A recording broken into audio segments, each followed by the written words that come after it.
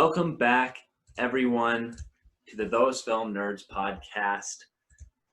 My name is Will Spalding, and as always, I am joined by Sam Dierberger coming at you over the waves, over the airwaves.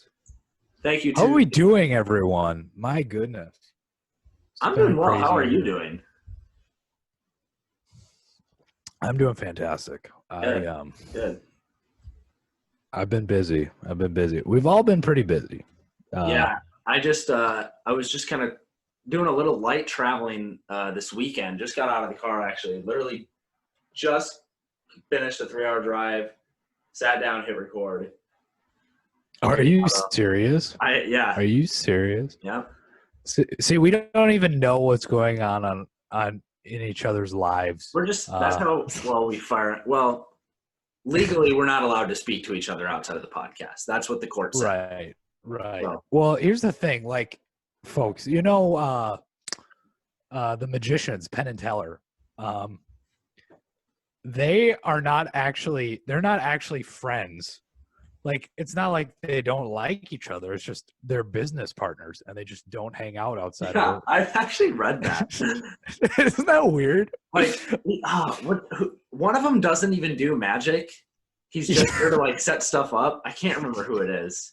Yes. Which one of them it is? He's literally just there to set it up, and he has no idea how the magic is done. It's not that the other wouldn't tell them. He just does not care at all.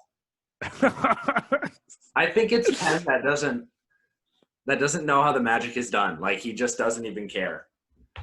Well, they had this show called Penn and Teller Fool Us, where they would have like amateur magicians go on, and they would they like do some tricks for them in front of this like huge Vegas audience, and the Penn and Teller would be sitting there. They would watch the trick, and then they would talk to each other because Teller doesn't talk, right? Teller is just there. Yeah. And then Penn would be like, all right, we have you figured out. So you did something there. You did something there. And only a few of them were able to actually fool them. Like, I have no idea how you did that trick, you know? So that's really fascinating. Penn Gillette of Penn and Teller is kind of a fascination of mine. He's a really interesting guy. Absolutely. But hey, we should save this Penn and Teller talk for our spin-off podcast. We don't want to we're doing those Magic Nerds podcast, which will be we don't want to spoil all of our thoughts. No.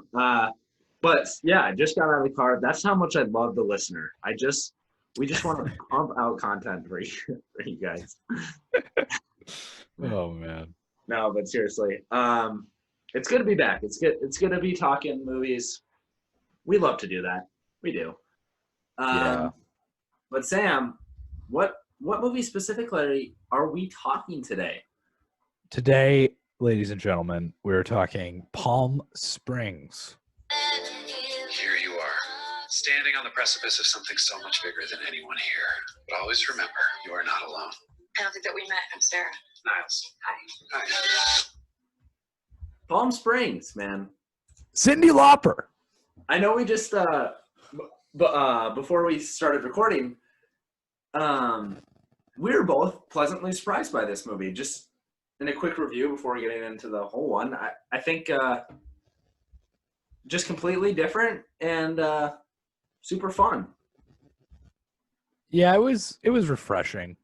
Yeah. Much like a vacation to Palm Springs. It was refreshing. It felt like a vacation.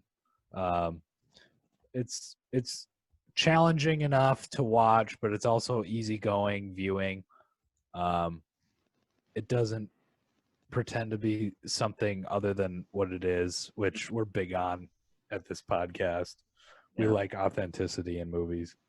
And yeah, overall, just kind of a fun, inquisitive, thought-provoking film, I suppose. Absolutely. But before we get into the complete talk of Palm Springs, is there anything you'd like to mention, movie industry news-wise? Yeah, I read that. Well, let's see here. First of all, Here, I'll go first. I have something real quick. There are literally no movies coming out in 2020. I think it was like 4 or 5 days ago. Like at least the big studios just kind of pushed everything back.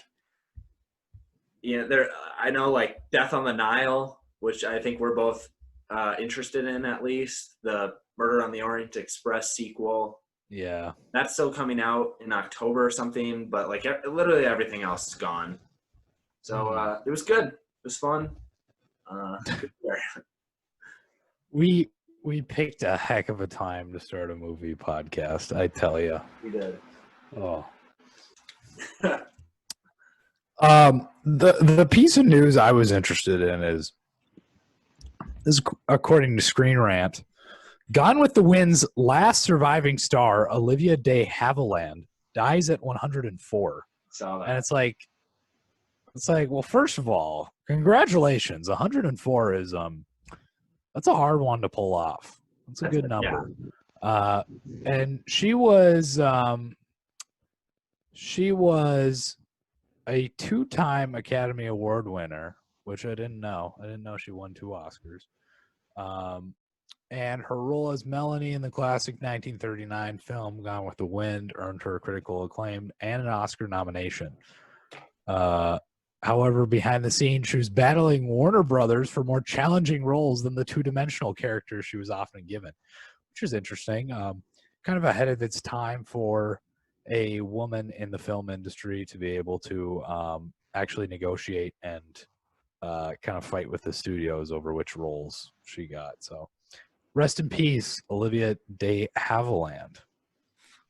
Have you seen Gone with the Wind? No. I wasn't sure.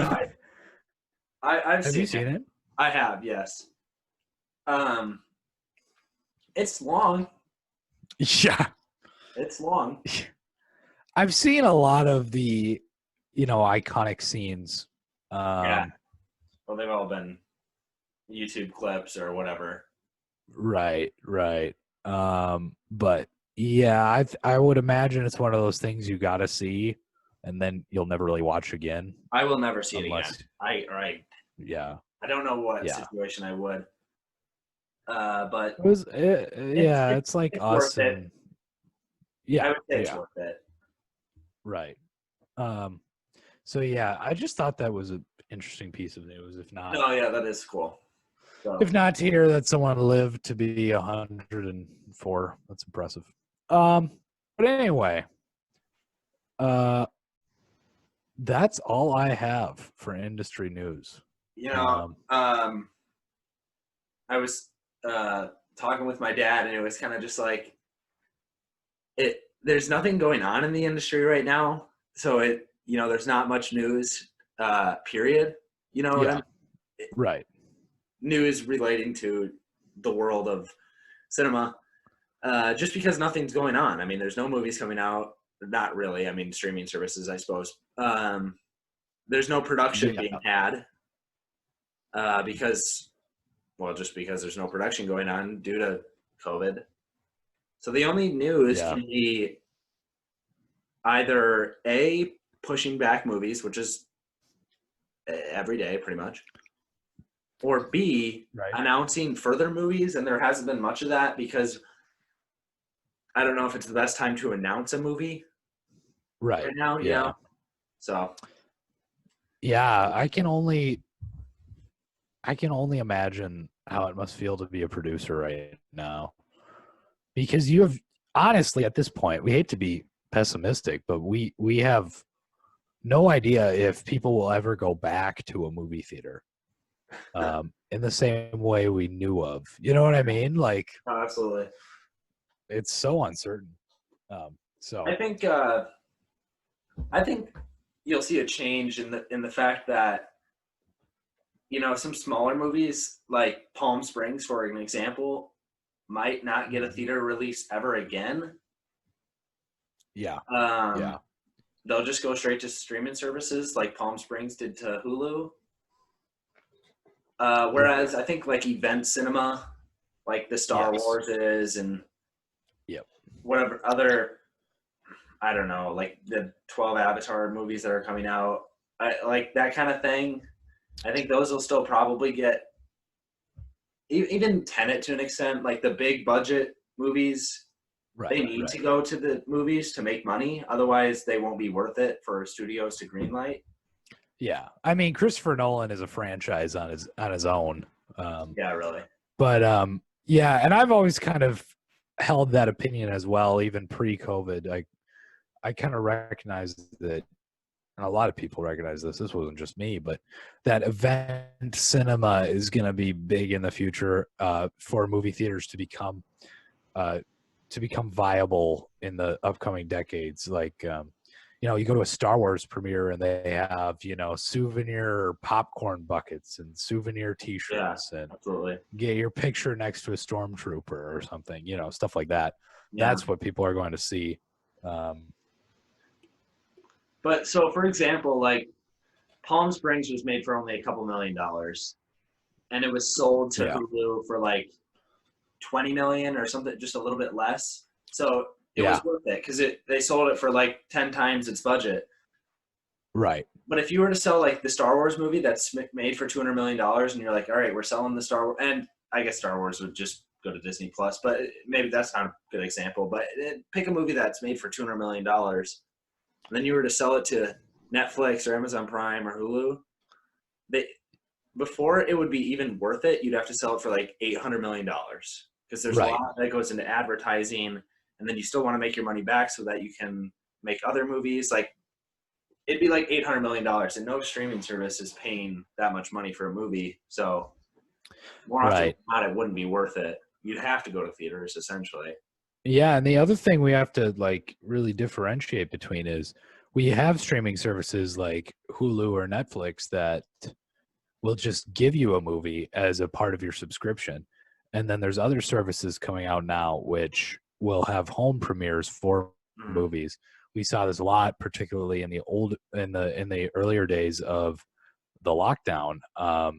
You would have a home release and you would pay the equivalent of like, a movie ticket, $8, $9, $10, and to see this movie at home. And I think for a lot of people that makes sense, particularly if you're on the fence about going to see it. That's if you don't have to leave your couch, then God. I think the thing for a lot of that though is that it won't be sold for like $10. It'll be sold for like $40 if you want to watch the movie as soon as it premieres. Right. Because you're having your family of 5, or maybe the neighbors are coming over because you don't want to both pay for it. So that's where that becomes tricky. But I know what you're saying. Right. Well, I mean, yeah, it's funny because when Netflix first became very viable, there was all these articles, all these the conventional wisdom was then, pay-per-view is dead. We're not going to see pay-per-view movies anymore. Pay-per-view fights. No, it's all going to be subscription-based. And that's not true anymore because, at least until Netflix and Hulu really step up their production on movies and start cranking out Palm Springs or movies like it, every couple weeks, just like a conventional movie theater. Yeah, absolutely. Absolutely. I think it'll definitely be different going to movie theaters for the foreseeable future, but I think in the long run, it won't change too much. It'll change in the sense that there might not be as many movies in the theater, but the movies you go see in the theater will still be about the same. Yep. But and there will always be the niche of people like us who want to go see a movie at a theater, even these lower budget dramas or rom-coms that we seem to like. There's always going to be those people who are snobs, just like vinyl record stores still exist. It's a preference thing, it's how we like to experience. Yeah, sure. All right, well, since there's not really any further movie news, let's get into our Palm Springs talk. Yes. Today so far? Today, tomorrow, it's all the same. What is going on? I got the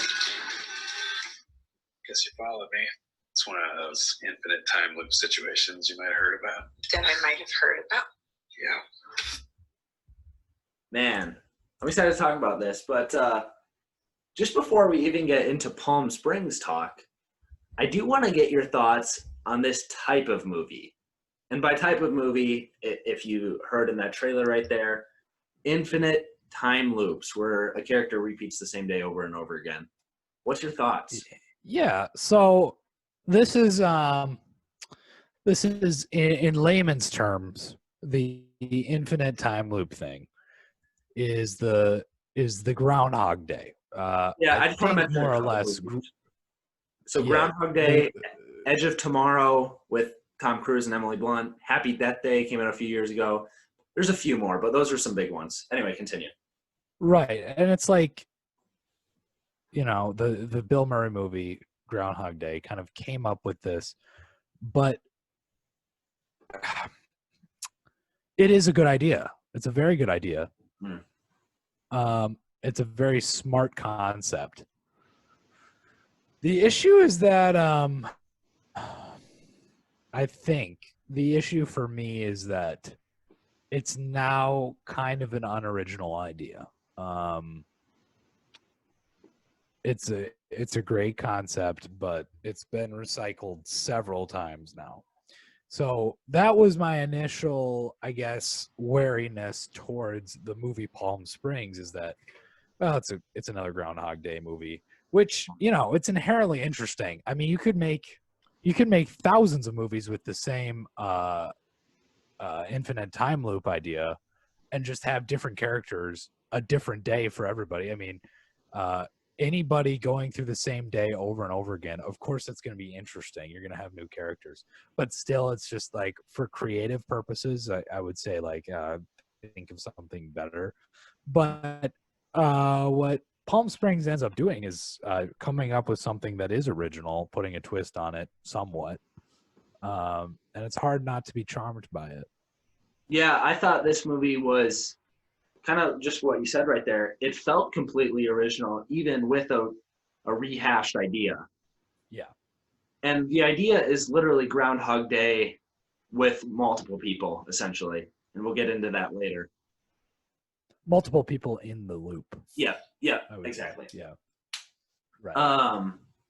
But then Palm Springs does something with that. It doesn't just sit with that idea.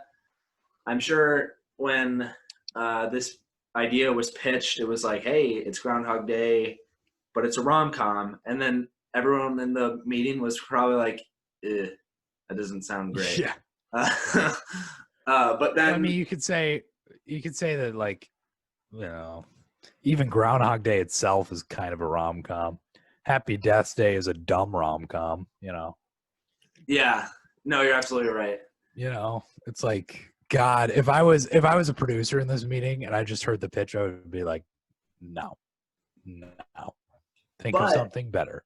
But what it leads to do is, or what it sets out to do is, it feels completely original.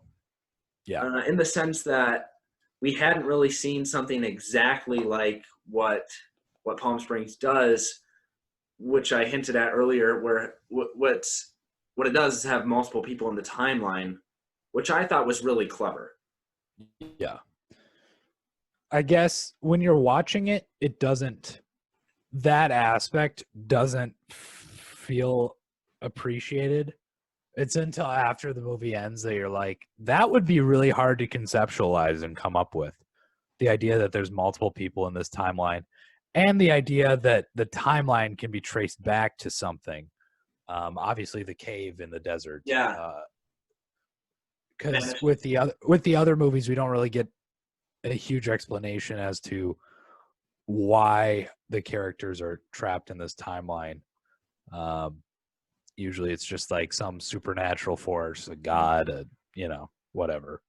Yeah. So I want to ask you, how did you like the premise that it was just kind of a weird, like the cave had some sort of presence? Like, how did that work for you? Well, they kind of did this, like, yeah, they did something like a Neil deGrasse Tyson-esque wormhole Wrinkle in Time thing where it's just this weird, extremely rare, I guess, collision of time and space, and it collides at this cave. And if you go in this cave, then you're trapped in the same day over and over and over again. It's not supernatural, more just natural is how they explain it. Yes, yeah, which I liked. I mean, that's fine. It's as good as saying that God did it or something. I'll say I liked it better than something like Groundhog Day, where Groundhog Day is like, spoiler for a 30-year-old movie, where he has to become a better person and it's not going to let him out of this loop until he's a better person. Right. That just seems kind of weird. Yeah. Great movie, but just seems kind of weird. Where this is more just like, it just happened, you know? They really didn't need to dwell on the explanation, because the explanation is, it's just some sort of almost scientific phenomenon that happened. And then Andy Samberg's character just happened to walk into it, you know? Yeah, I mean, I think that Groundhog Day had more emphasis on the why, just because that's kind of the theme of the entire film, which is, you know, about why he needs to become a better person, why Bill Murray needs to strive for better to break this cycle. With Palm Springs, it's much more of a it's used that kind of time loop, even though it's a pretty twisty concept. It's just more or less used as a backdrop for how the characters interact with each other, because as we said before, it is a rom-com. The characters are really what they're focusing on, and their relationship. Yeah, absolutely. I thought Sandberg, transitioning from the concept to kind of the overall movie, I thought Sandberg was really funny in this. Yeah. And I don't know if I'm a huge fan of Sandberg. I wouldn't say I hate him, but he's kind of there in movies, you know? Right. But I think he's really quite funny in this. And, man, J.K. Simmons is awesome. I knew you would say that. He's just so fun to watch. Even in something like Whiplash, where he's just an awful human being, he's just so entertaining to see on screen. And I love his character too. I just think it's great. And Kristen I'm gonna butcher this name. Milioti, I think is how it's pronounced. She was in The Wolf of Wall Street too. She was Leo's wife, first wife, I should say. She is quite good. Yeah. She's Teresa. She cuts hair. No. That's funny. She's quite good in this too. Like, I was pleasantly surprised with what she was doing as kind of a confused, like, just need to get out of it. Kind of fish out of water almost, where Sandberg's kind of this just beaten down. And I just thought they played, the two leads, Sandberg and Milioti, played nice opposites of each other. Like, she's kind of like an optimistic, where he's like just so beaten by the world he's lived in, which could have been, for all we know, decades, you know? Right. So that brings me, I wanted to ask you, and probably ask myself. Sure. Because inherently there's some sort of philosophical question here for anyone, with any movie that has anything close to this kind of time loop concept. You, Will Spalding, end up in this time loop. You can't die. You can't, I guess, escape. Yeah, we should mention you can't die. You can't die. You can't escape. By the way, funny sequence when they just kill each other over and over again. I thought that was. Yeah, they do that. They do that in Happy Death Day too, don't they? Yeah, when they like crash the plane and blow up, they're just like, oh well. I don't know. Funny. Anyway, continue. Yeah. So you, Will Spalding, are forced into. For all you know, you will never escape this time loop, and you can't die. How do you spend your days? I mean, where am I? Am I at Palm Springs? I mean, it can be any old day that you've experienced. You know, I'll just say it's tomorrow. Or today. I'll just say it was today. Or today, because you know what happened today. Yeah. Yeah. So we'll say it's today. What would I do? So oddly, so I live in Iowa in the summers in the United States. If we have any foreign listeners, that's awesome. Yeah. But Yeah. I live in Iowa. But actually today I was in Minnesota to see some friends and whatnot. Just kind of do some prep work for college, I guess. So what would I do if I had to do this day over and over again?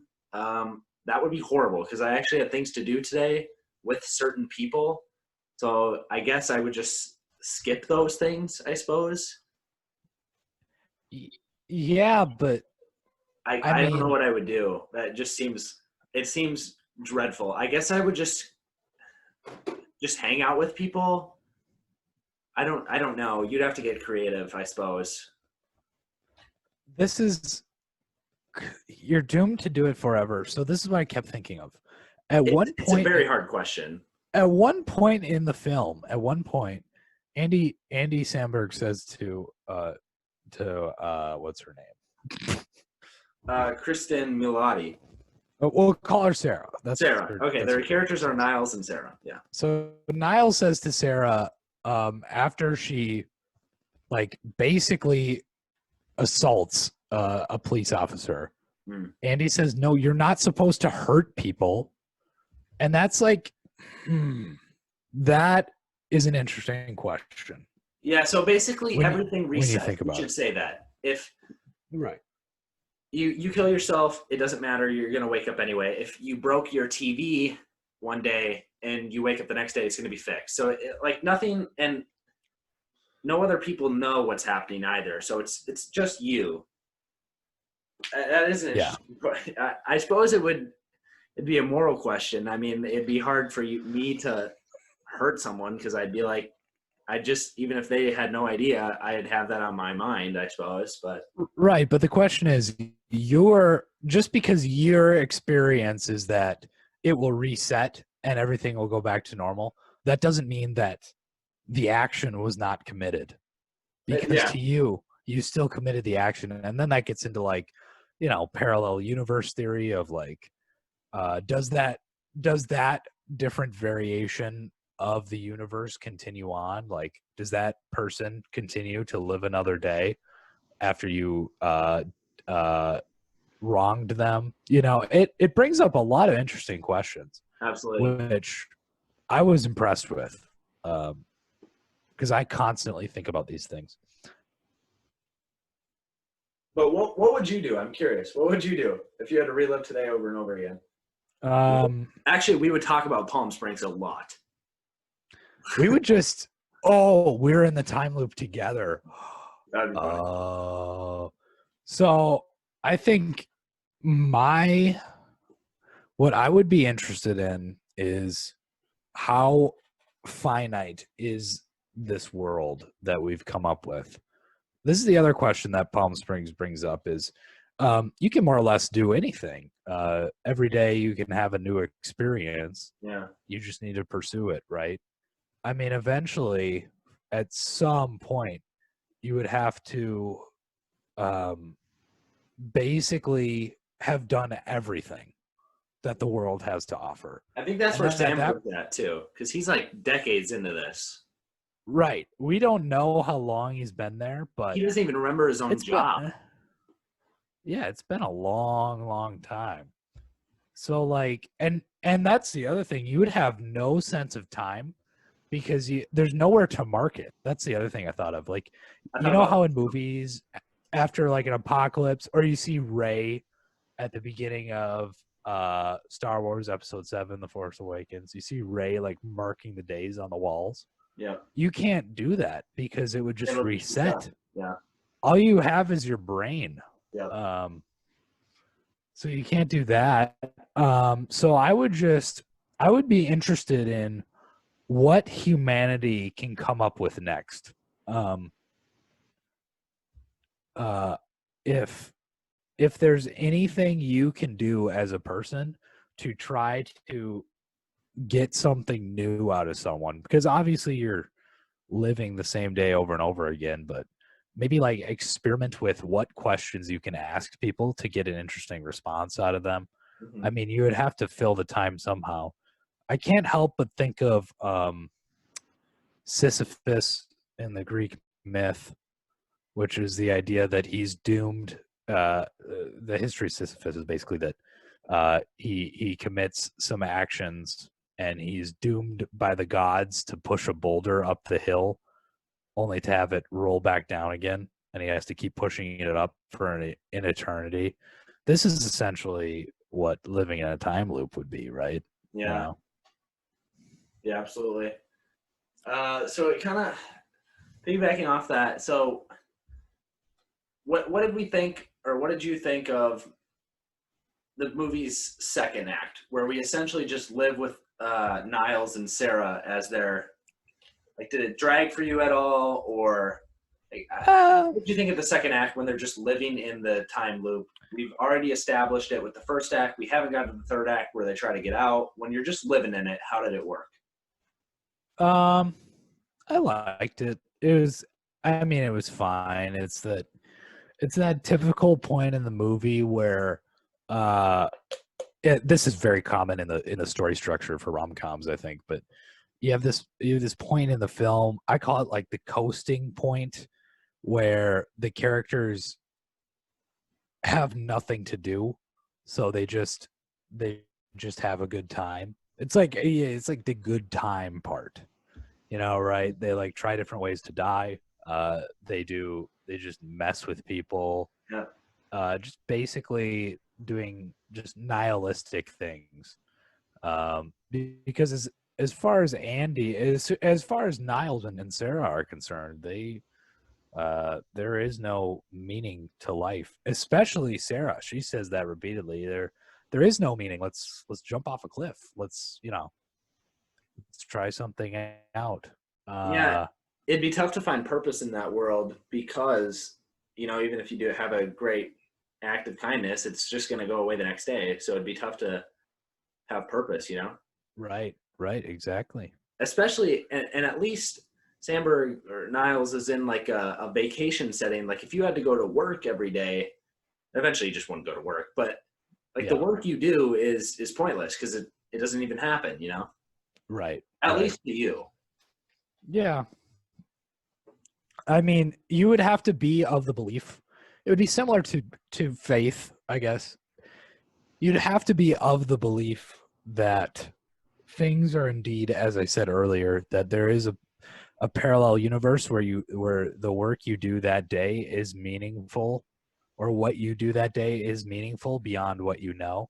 Yeah. And that's kind of, I guess that's morality, for lack of a better term. I mean, there's lots of things you do during the day that you can't really see the benefits of yourself, or the benefits never come to you, but you kind of have this belief that for one reason or another it's the right thing to do, and that the universe will benefit from it, even if you can't understand in the moment how it will. So that would be the only way to occupy your time, I would think, is to hope that someone is benefiting from what you do. Absolutely. I wanted to touch on this. So I was, after watching the movie and thinking about it, I did not know what this movie was about. I'll be completely honest. Like the description, I just read it, and it doesn't say anything about time loop or anything like that. So that first day, I thought it was so funny because Sandberg kept doing, like, anticipating things, and I was like, how does he know that guy's gonna fall down? Maybe he can just tell he's drunk. He puts the chair out. But like thinking back, I'm like, man, that's clever. It was well written in that fact that it doesn't take liberties just because it's the first day. Like Sandberg's lived this so many times that that he knows what's gonna happen, but we don't really know that yet as the audience. So it's clever when it comes back around and you can tell that, oh, hey, that's how he does that. I just thought it was hilarious in points at points like that. Like when he's doing his dance number, walking over that first time, I was laughing out loud. It was so funny to me. Yeah. I Unfortunately that was lost on me because before I went into I this know. I Yeah. had heard that it was a Groundhog Day kind of thing, but so I kind of knew that, but man, Andy Samberg towards the beginning, Like some of the especially physical comedy. that first scene with his girlfriend was actually very funny because you can just see how bored he is. Yeah. Uh, and I'm also interested in Sandberg's life leading up to before Sarah got into the time loop, like that day she went Yeah. into the time loop. Because he's at the point where he's like, oh, and what he says to his friend when he's floating in the pool, he's like, yesterday, today, tomorrow, they're all the same. Yeah. You know, to live a life of leisure and to kill your time that way to me is so interesting. You know. Yeah, but going back to like what you were saying, what would you do? I would probably go to the pool, just lay in the pool. I mean, that you have nothing else to do, you know? It's such a weird thing to think about. Yeah. And you know, like human beings are not built that way. Human beings are built to be on a clock. They're built to, you know, we all have an expiration date. It's funny that we're talking about immortality 2 days in a row Yeah. or 2 weeks in a row. You know, That's funny. I do want to ask you, how did the character of Roy slash J.K. Simmons, not Simmons' performance or anything, obviously he's great, yeah. but how did that character or character archetype of kind of the curmudgeon old guy work for you? And then his turn. I mean, it was fine. I was a little confused as to why he had so much. Like he had this like sadistic side. I was like, my God. I was laughing Just again like, when it was that little like, it was like a 30-second montage of him like torturing Niles. He's like lighting him on fire, and then we see later in the movie that he's just this suburban dad. yeah, he just has who, kids. And I'm like, dude, you have a good day to wake up to, though. yeah, Like, I don't see why. It's like, man, I thought that was actually, it was humorous, like it did its job, but I thought that was actually inconsistent with the plot, because early on we just see Roy as this angry man. well, you you'd know, have good days and bad days. I suppose, but when it's the same day over and over, you can't really. I don't know. I think good and bad kind of goes out the window at that point, right? Yeah, you might be right. But we further into the plot, and Sarah, she's tired of living in this, so she's gonna figure out a way out. As Sandberg kind of Niles is kind of ruins their relationship, but so she's gonna find a way out. So she reads physics textbooks, because that's what I would do. At that point, I was like, really? But you know, whatever. You had to find some sort of MacGuffin to further the plot. So that is what it is. But she figures it out essentially, and then they get out. Sandberg and this is where I want your thoughts, because this part it's not really interesting to talk about. But they do get out. They make up.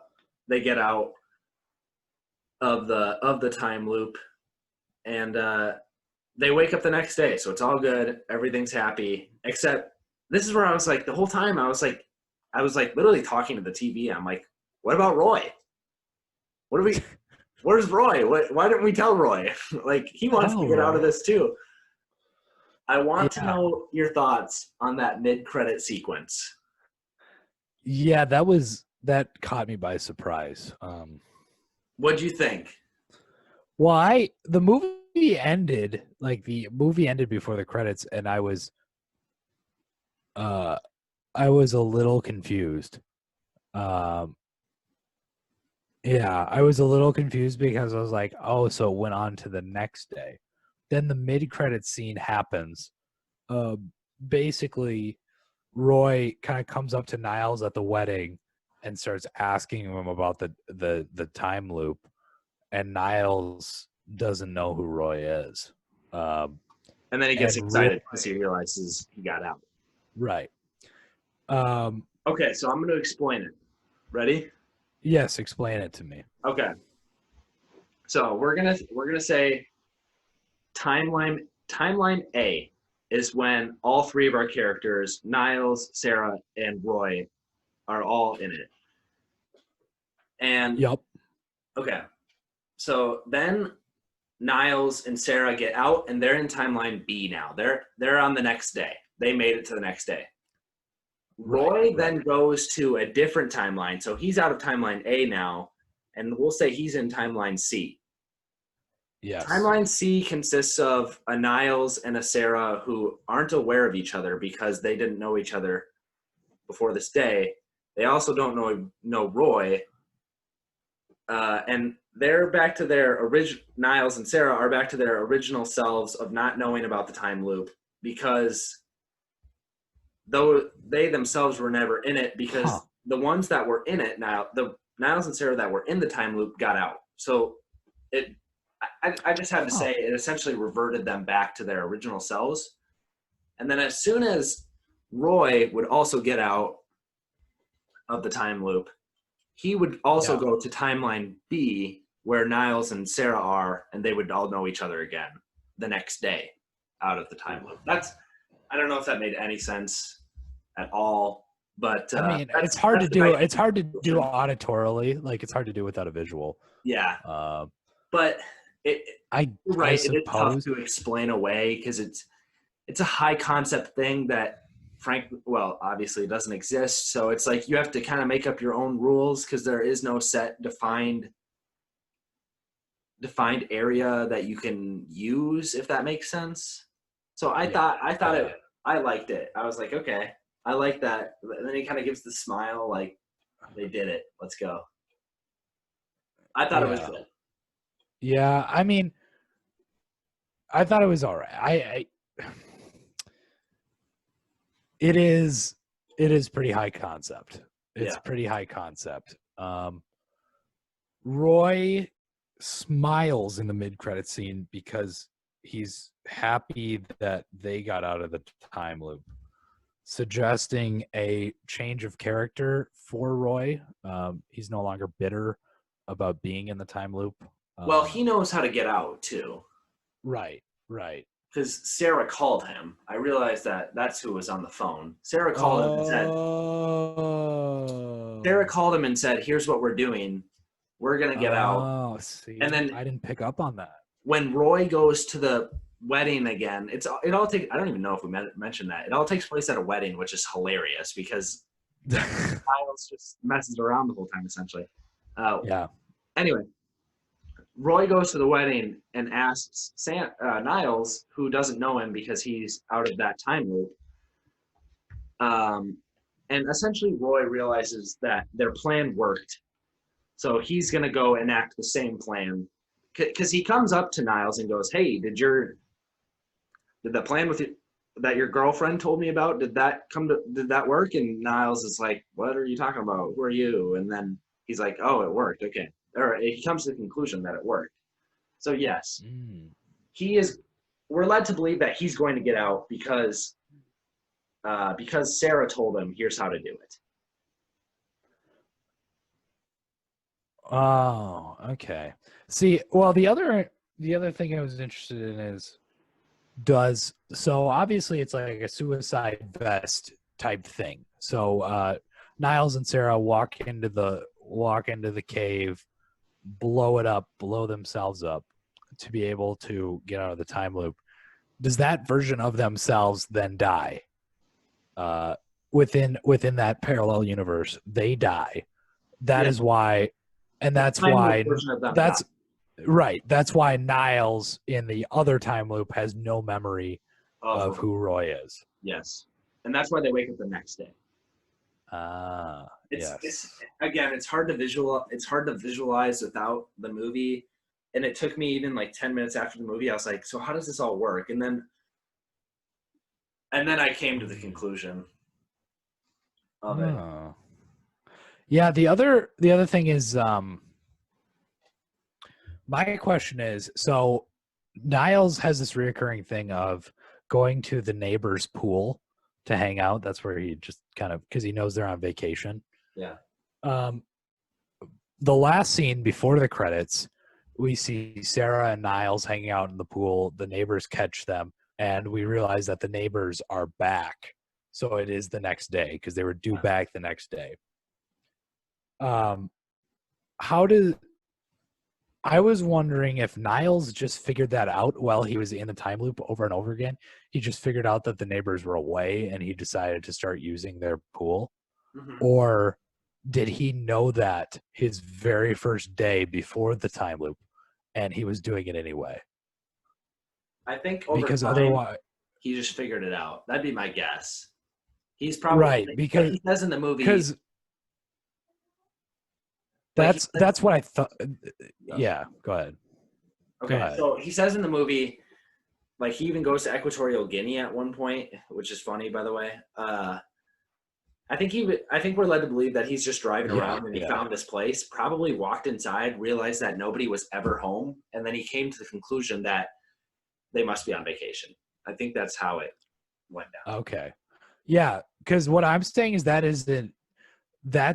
might be an incongruity with the plot, because then it's like, if it is the next day, how does Niles have any memory of finding this neighbor's place if it is the next day and that person has died? Because if his old self has died. No, I think they still know, since he still knows everything that he was in the time loop. I would say the part of him, he died from the time loop, but he himself that lived in the time loop just went to the timeline C, which I mentioned earlier. This is the part where it becomes tough. Like, you kind of have to either just like completely ignore all of that, or at least what I did was kind of came up with my own physics of like, here's how this world works in my head, so that it makes sense to me, I guess. Yeah. Otherwise, it gets, like I said, there's no like specific rules to how this world works because it doesn't exist. So you just kind of have to make up your own, and it's a tough world to make up because time is very tricky. Any time traveling movie is so tough to pull off, and this isn't time travel, but it has to do with that. Yeah. But do you have any other thoughts? I thought this would be a good time to bring up. Actually, I read this article on Screen Rant. It's called "There Are More People Trapped in the Palm Springs Time Loop." Yeah.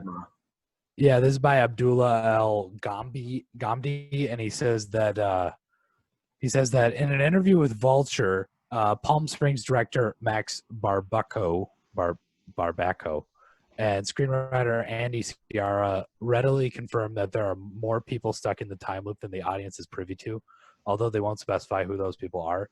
Even when it comes to the character of Nana, played by June Squibb, who was in another movie this year, which is fantastic, by the way.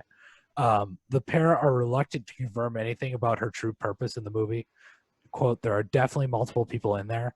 I don't know if Nana's one of them. Maybe she's relived the same wedding over and over again, or relived the same wedding over and over again, excuse me. Or maybe she's been around for a while and has went to a lot of weddings," Barbaco says.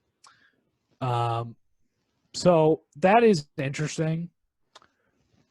The idea that there are multiple people in this time loop. I mean, somebody at some point probably would have stumbled upon this cave, right? Yeah.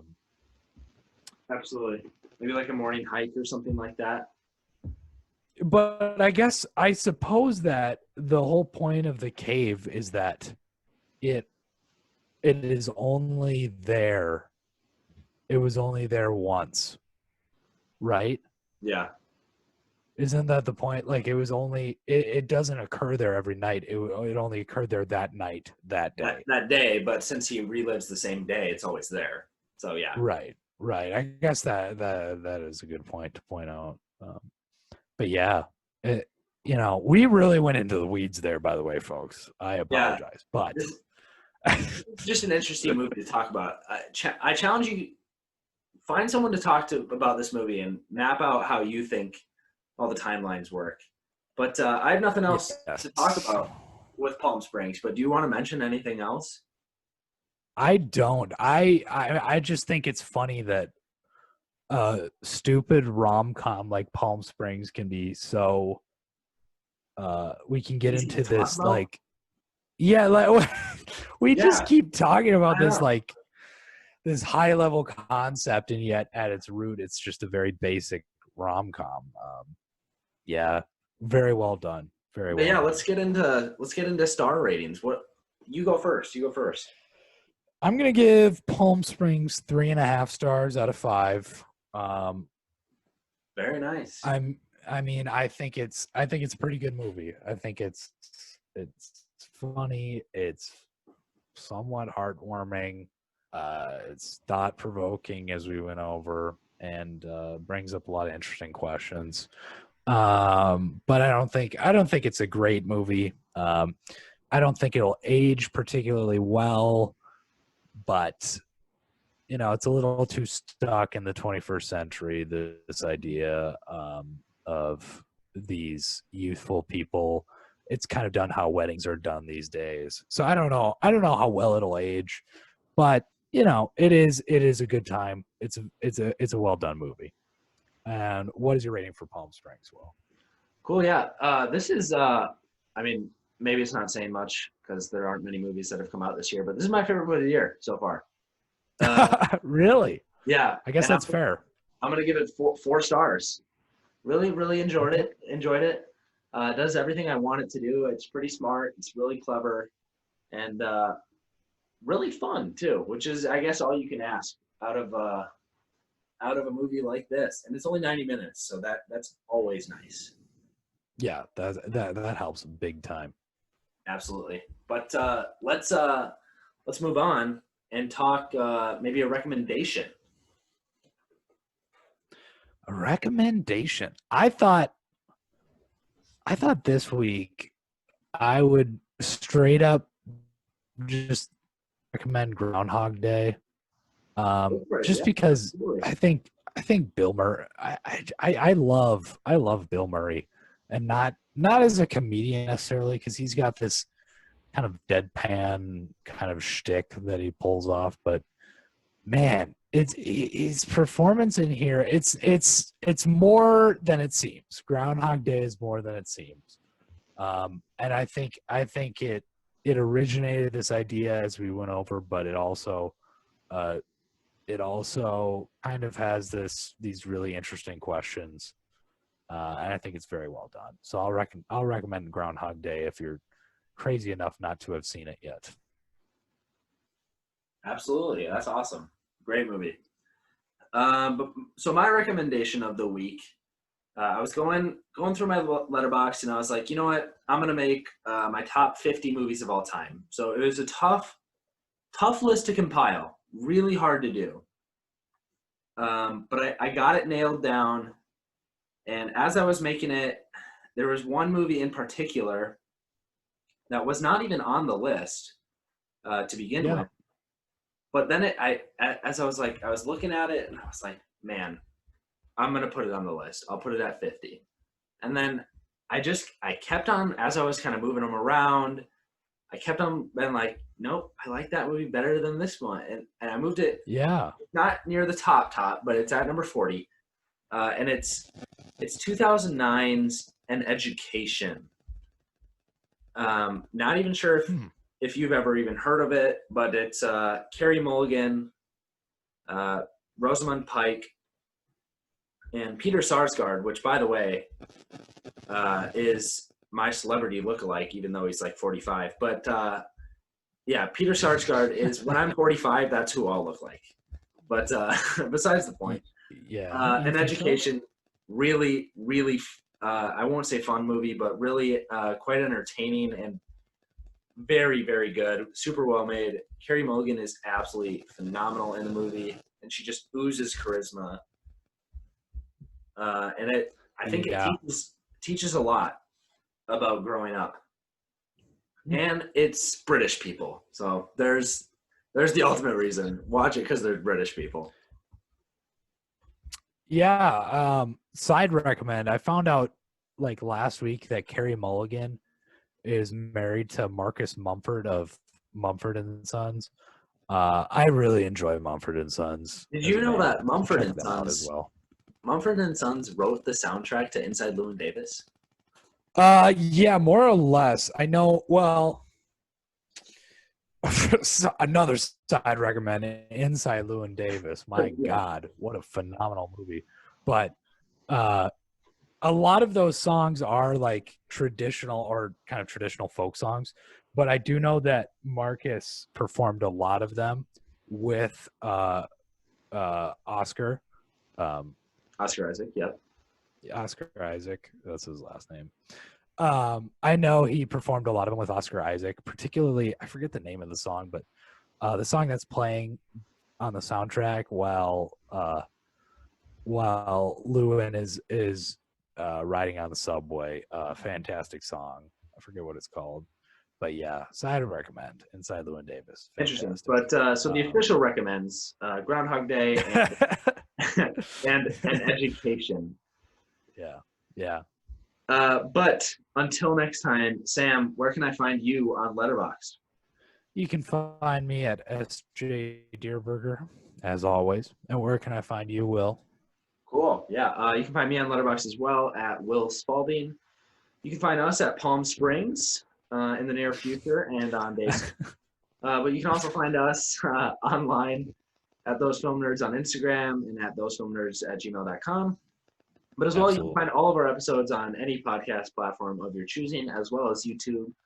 Or you can go to the website, anchor.fm/thosefilmnerds, if you want to check us out over there. But until next week, when we will be talking Hamilton out on Disney Plus now, Lin-Manuel Miranda's opera of the man on the $10 bill, Alexander Hamilton. That's all he should be known for. Yeah, it's the entire song is about the $10 bill. No, but we'll be talking Hamilton next week on Disney Plus now, so go check it out. But until next time, Sam. Keep watching movies. There we go. Got it. We got it. We got it.